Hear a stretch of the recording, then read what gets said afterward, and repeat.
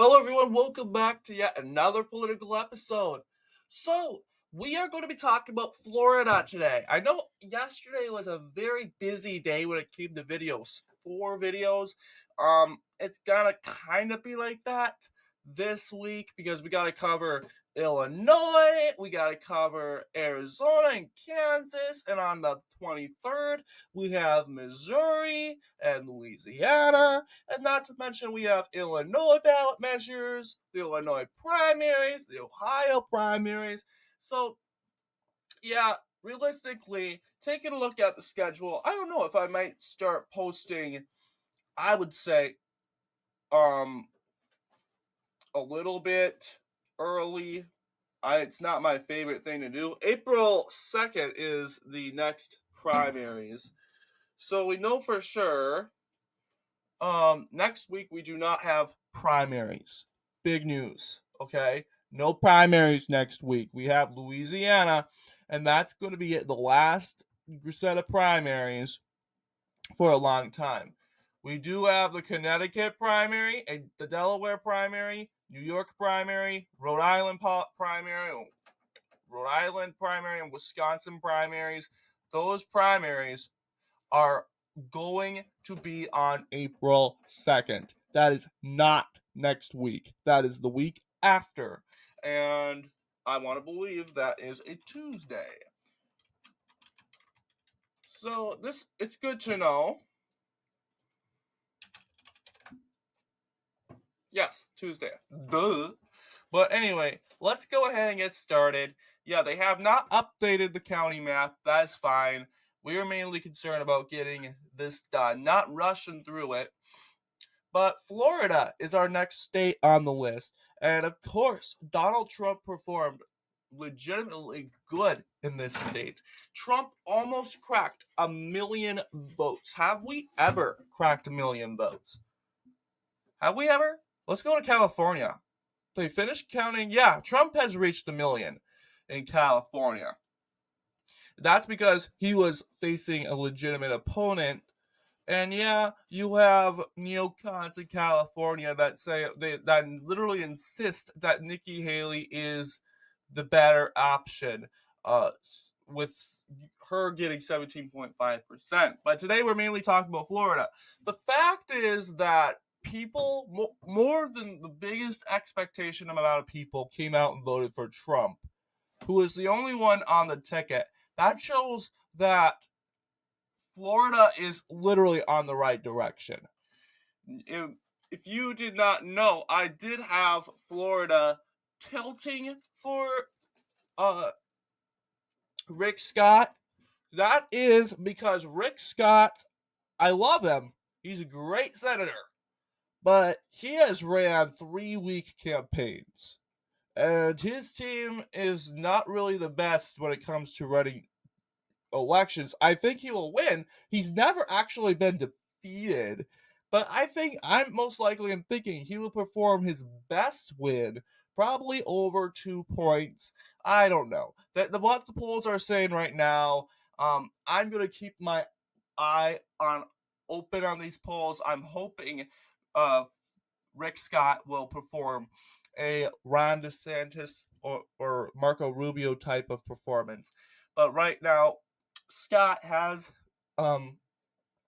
his performances in state elections have been compared to Nikki Haley's, if not, I wouldn't say worse because Florida at the time was a swing state. But I mean, he took down.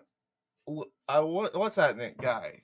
He took down Bill Nelson. Bill Nelson was a huge guy. So, and correct me if I'm wrong, he was an astronaut, right? He was a part of NASA. Well, he's the administrator of national. Oh yeah, he's a part of the Biden admin. That makes him more corrupt.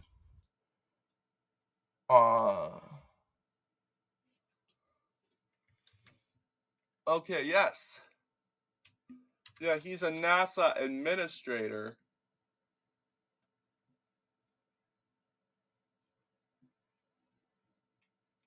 So that's what I probably am looking at.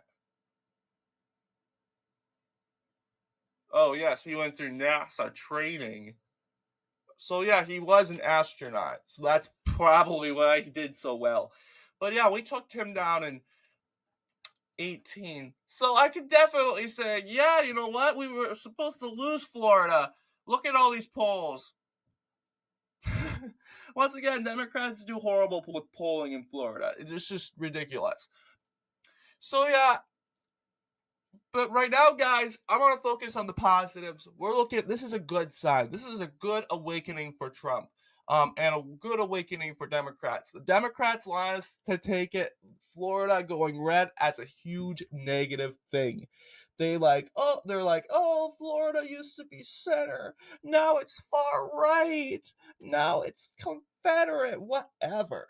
You know what? I think Florida has awoken, as what you would have called, to the nonsense that you guys have pushed on our kids, whether it's been pornography in books or just the blatant out critical race theory that got Glenn Youngkin elected in 2021.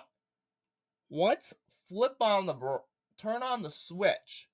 If you guys would have said, hey, this isn't right, some of this isn't right,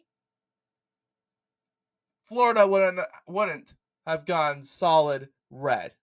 It would have gone red for sure because Ron DeSantis was elected a second term mainly because people applauded him of his COVID-19 policies. And to be honest, most COVID-19 policies were corrupt.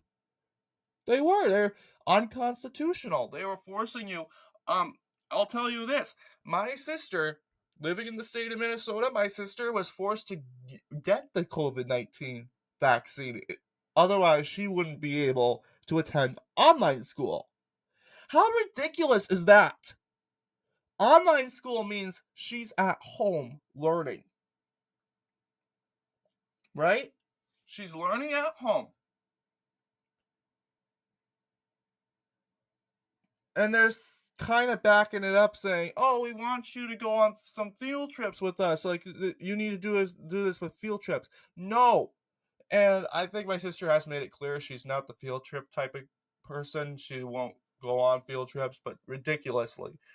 They still insist you must have the COVID-19. It's a policy thing. And I'm like, this doesn't make sense. Not only that, but you're infringing on our bodies. The Democrats love to point out body and choice. Then let's do the same thing. This is what I'm talking about, guys.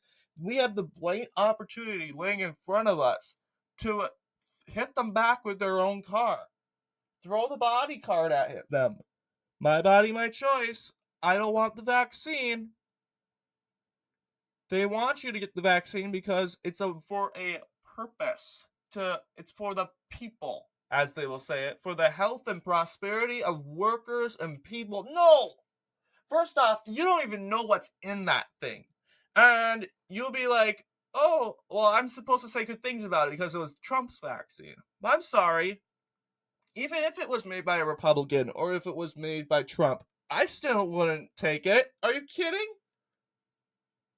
So, yeah, this suddenly went from the COVID-19 speech, but this is why Florida is going tremendously to Donald Trump.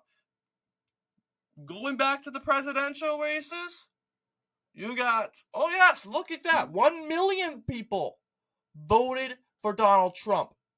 1 million. And he was the only one on the ticket. I don't know if Bill Weld withdrew. Oh yeah, he was still on the ticket. They probably went out and voted out of fear of this guy, this lunatic. He was still on the ticket, and he did horrible as usual. But look at 2016. Yeah, Trump won Florida, but Marco Rubio had some sort of influence. You'll see he won Miami-Dade. He had some sort of influence behind the curtain. So that is an interesting thought to tell. But what are your thoughts?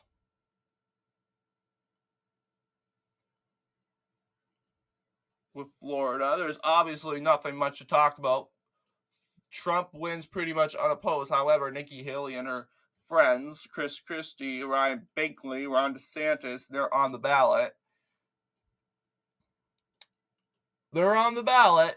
Technically, he's not running unopposed.